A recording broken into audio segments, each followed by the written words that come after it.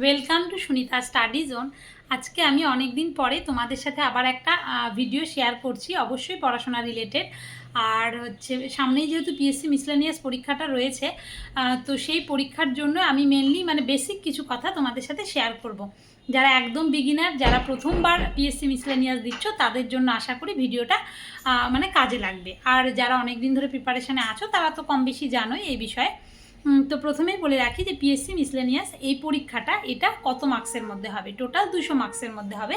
এবং তার সাথে এখানে টোটাল 100টা কোয়েশ্চেন থাকবে এবং 100টার মধ্যে আমাদের কোন সাবজেক্টগুলোতে বেশি গুরুত্ব দিতে হবে। তো প্রথমেই এখানে কিন্তু বলে রাখি যে ইংলিশ থাকে না, অনেকে আছে ইংলিশে একটু দুর্বল, তো তাদের জন্য কিন্তু ভালো, কারণ এখানে কোনো ইংলিশ থাকে না।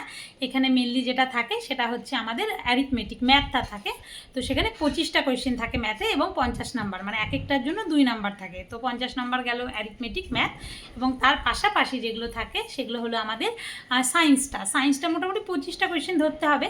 যে আসে 25টার জায়গায় 30টাও আসতে পারে বা 25টার জায়গায় 20টাও আসতে পারে আর কি। তো এরকম আমি অ্যাভারেজ 25টা ধরে চলছি, তো একটু কম বেশি হয় সেটা। তো ধরো 25টা সায়েন্স থেকে কোয়েশ্চেন আসে, সেখানে ফিজিক্স, কেমিস্ট্রি, বায়োলজি সমস্ত সাবজেক্ট থেকে কিন্তু কোয়েশ্চেন আসবে। হলো ম্যাথ গেল এবং তার সাথে হচ্ছে সায়েন্সও হয়ে গেল। সায়েন্সে 25টা কোয়েশ্চেন থাকবে, 50 মার্কস। এবং এরপরে আমরা যেটা আসবো সেটা ম্যাথ সায়েন্স হওয়ার পর আমাদের কোন দিকে লক্ষ্য থাকবে হচ্ছে আমাদের স্ট্যাটিক জিকে এবং কারেন্ট অ্যাফেয়ার্সের দিকে। কারণ আমরা সকলেই জানি যে পিএসসি মিসলেনিয়াসে ম্যাথটা কিন্তু ম্যাথের সাথে সাথে সায়েন্স এবং তার সাথে সাথে স্ট্যাটিক জিকেটা ভীষণ ইম্পর্টেন্ট। কারণ এখানেই স্ট্যাটিক জিকে একটু আলাদাভাবে পড়তে হবে, যে যা প্রিপারেশনই নাও না কেন। আমি বিশেষত ডাব্লিউবিসিএসের জন্য নিই, তো যারা যে প্রিপারেশন নাও না কেন, তো সেটা দিয়ে তোমার মোটামুটি ম্যাথ সায়েন্সটা হয়ে যায়। কিন্তু পিএসসি মিসলেনিয়াসের জন্য কিন্তু আমাদের স্ট্যাটিক জিকেটা আলাদাভাবেই একটু পড়তে হবে। সেখানে অনেক ইম্পর্টেন্ট টপিক আছে। তো তোমরা যদি চাও আমি তাহলে তোমাদের সাথে এর পরবর্তী কোনো ভিডিওতে অবশ্যই স্ট্যাটিক জিকে কোন কোন টপিকগুলো তোমাদের বেশি করে জোর দিতে হবে সেই বিষয়ে আলোচনা করব। তো আজকে আমি আবার আমার আজকের আলোচনায় ফিরে আসি, সেটা হলো স্ট্যাটিক জিকেটা খুব ভালো মতো পড়তে হবে। এবং স্ট্যাটিক জিকে এবং কারেন্ট অ্যাফেয়ার্স মিলিয়ে কিন্তু 25-30টা কোয়েশ্চেন থাকে। তো বিভিন্ন ইম্পর্টেন্ট ফেস্টিভ্যাল, ডান্স এরকম ধরে ধরে অনেক কিছুই পড়তে হয়, সেটা একটু আলাদাভাবে পড়তে হবে। তো স্ট্যাটিক জিকের বিষয়টা হয়ে গেল তোমাদের সাথে শেয়ার করা। সেখানেও তো 25টা অ্যাভারেজে যদি ধরা যায় স্ট্র্যাটেজিকে কারেন্ট অ্যাফেয়ার্স মিলে, তাহলে ধরো 50 নাম্বার, সেটা 60 নাম্বারও হতে পারে।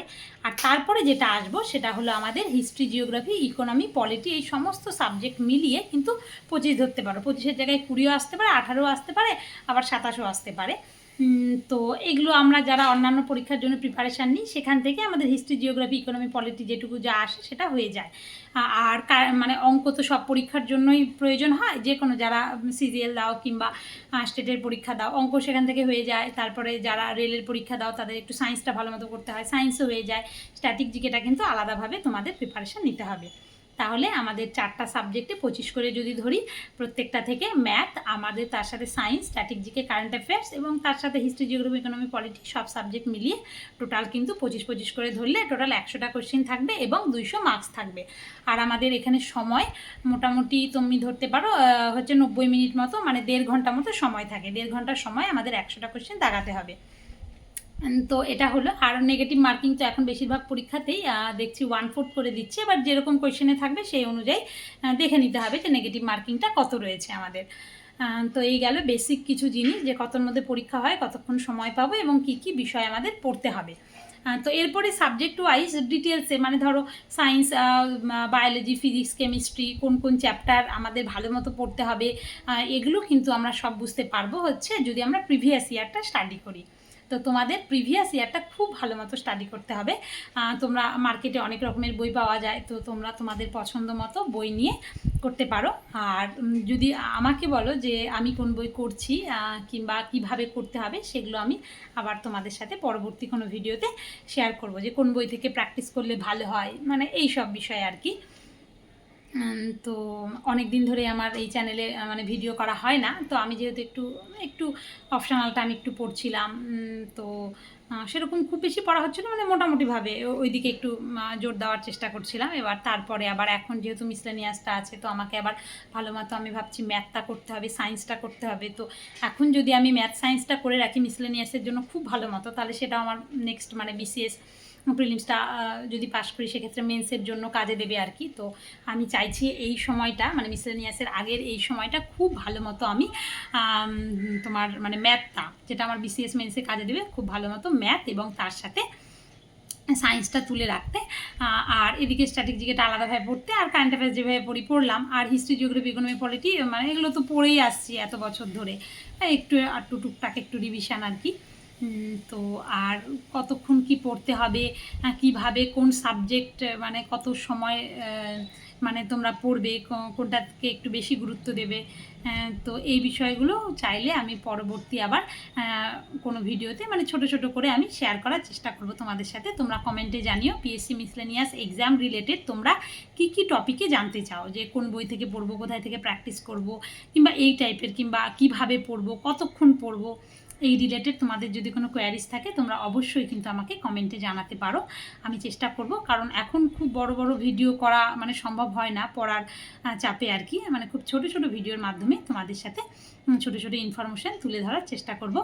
আর তোমরা যদি কেউ জেনে থাকো মানে একটু খবর কোনোভাবে পেয়ে থাকো যে কবে পরীক্ষাটা হতে পারে, কিংবা তোমাদের কি মনে হচ্ছে, তাহলে সেটা আমাকে অবশ্যই কমেন্ট বক্সে জানাতে পারো। তো আমি তো মানে পুজোর আগে হবে কিংবা মানে নেক্সট মান্থে হবে এই ধরেই চলাটা ভালো আর কি, কিন্তু সময় তো বড্ড কম, হলে তো এতদিনে দেওয়া উচিত ছিল। এখন জানি না কবে কী হবে, বলতে পারছি না। আমার যদি হয়তো খুব তাড়াতাড়ি নোটিশ দিয়ে বললে 1 মাসের মধ্যে পরীক্ষা হবে, তখন কিন্তু চাপ হয়ে যাবে। তার জন্য একটুখানি এখন আলাদাভাবে ম্যাথ, সায়েন্স, স্ট্র্যাটেজিকে, কারেন্ট অ্যাফেয়ার্স এগুলোতে একটু আমাদের সকলকে আমার মনে হয় একটু জোর দিতে হবে। আর এগুলো একটু ভালো মতো সাবজেক্টগুলো ভালো মতো পড়া হয়ে গেলে তারপরে আমাদের একটু প্রিভিয়াস ইয়ারটা দেখতে হবে, তার সাথে সাথে মানে প্রিভিয়াস ইয়ার দেখে দেখে কোন সাবজেক্ট কোন টপিকে আমরা বেশি গুরুত্ব দিব সেইভাবে একটু পড়তে হবে। আর তারপরে এগুলো সব প্রিভিয়াস ইয়ার, তারপর সাবজেক্ট ওয়াইজ, টপিক ওয়াইজ পড়া হলে তারপরে কিন্তু আমাদের মক টেস্টে গুরুত্ব দিতে হবে। সেটা অন্তত 1 মাস পড়ি কিংবা পড়া হোক তোমাদেরও, তারপরে আবার মক টেস্ট কীভাবে কোথায় থেকে করবে আমি যখন শুরু করব তোমাদের সাথে শেয়ার করার চেষ্টা করব। আর আমার এই চ্যানেলে পিএসসি মিসলেনিয়াস আগের বারের কিন্তু অনেক মক মানে দেওয়া আছে, আমি কিভাবে মানে কোন বই থেকে কিভাবে করেছি, অনেকগুলো মক কিন্তু মকের কোয়েশ্চেন মানে অ্যানালাইসিস করা রয়েছে, তোমরা চাইলে কিন্তু এই চ্যানেল থেকে দেখে নিতে পারো এই ভিডিওগুলো। তো আজকের মতো এইটুকুই, তো পরবর্তী ভিডিওতে আবার দেখা হচ্ছে। খুব ভালো মতো পড়াশোনা করো, আমিও চেষ্টা করি পড়ার। ধন্যবাদ।